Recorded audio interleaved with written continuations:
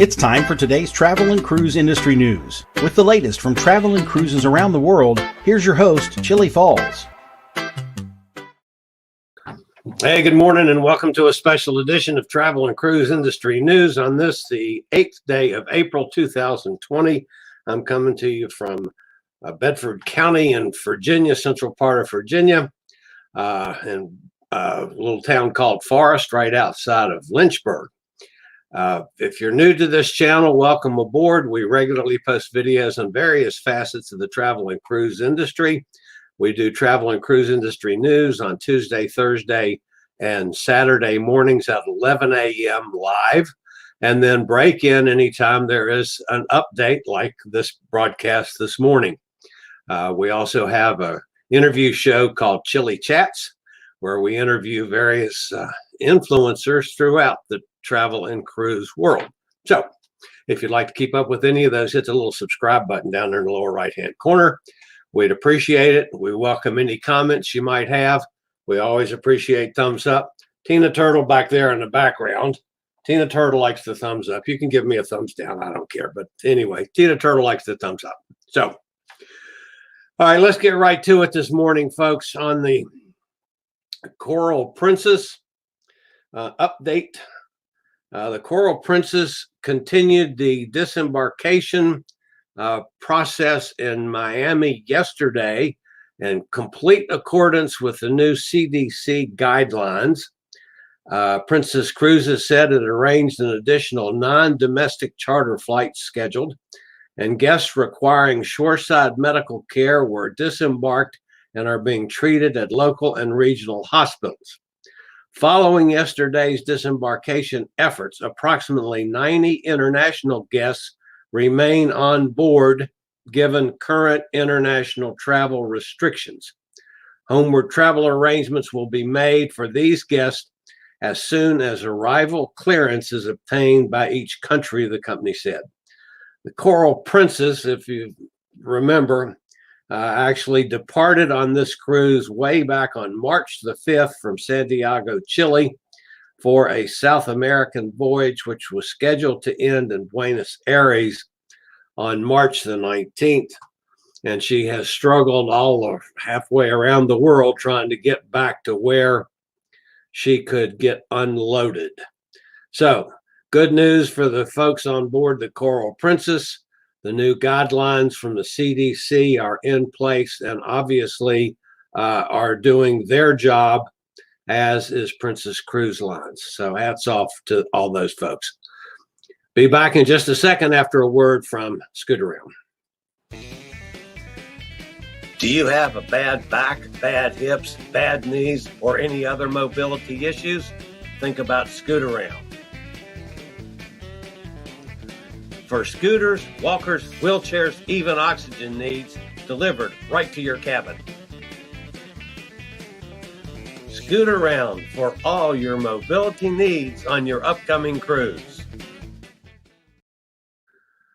Okay, one other thing to mention this morning, folks, that quite frankly, I meant to mention this on yesterday's broadcast and ran out of time.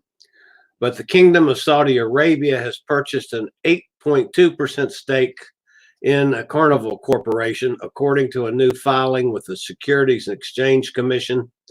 According to the SEC filing, the Saudi Arabian Public Investment Fund now holds 43,508,000 shares of the cruise company's stock. This makes the investment fund the second largest holder of Carnival stock.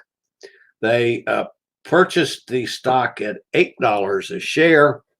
And if you follow the stock markets, you know that yesterday it closed at $12.50. So they've made 50% on their money overnight.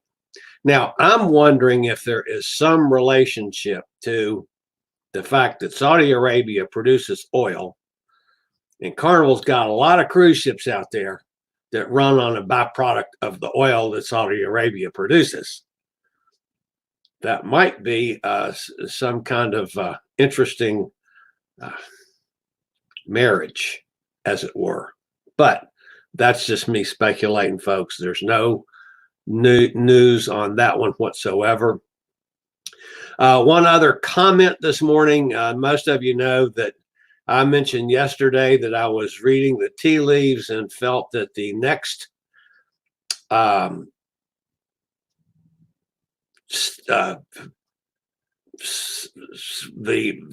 cruise line's shutting down for another 30 days or whatever, that I was beginning to believe that the next jump would be to July the 1st.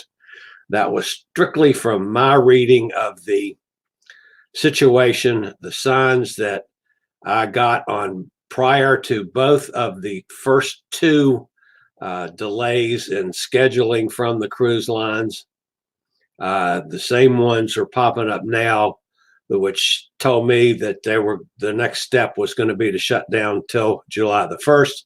And Chillie's Cruises has learned from a reliable source within one of the big three that I was a little bit off with the July 1st date, that the cruise lines are looking at and working toward making the next shutdown date announcement between June the 20th and July the 1st. So it's a little bit closer than I thought that I read, but it's interesting that at least I have someone, even though they wanted to remain unnamed, but they told me that I was pretty much spot on with my prediction. Only they are looking at possibly the week before. Of course, the different cruise lines are going to give different dates to suspend their operations again. So if you are scheduled on a cruise between the middle of May and the 1st of July, I would advise you not to count on it. Now, this is not official. This is not any kind of cancellation from any cruise line. This is my reading of the situation, and that reading was confirmed by somebody in the know. Still, it's not official until you get a email from your cruise provider or the cruise line that it's been canceled. I still don't have an email from Norwegian for my Alaska cruise that's supposed to sail on the 11th of May. So, but that's Norwegian. So anyway, that's it for this morning, folks. Again, this was a special edition of Travel and Cruise Industry News. Let me jump over and see who's here this morning. Oh, Gretchen popped in. Hey, Gretchen, thank you for stopping by on this without any notice. Just put it up. So have a great day, huh? And that wraps us up for today, folks. We'll be back tomorrow with our regular episode of Travel and Cruise Industry News at 11 a.m. And as always, we appreciate you being here. You guys have a great day, and we'll see you tomorrow. Thank you for watching today's Travel and Cruise Industry News. Join us every Tuesday, Thursday, and Saturday morning at 11 a.m. Eastern for another episode. Travel and Cruise Industry News is a production of Chillie's Cruises.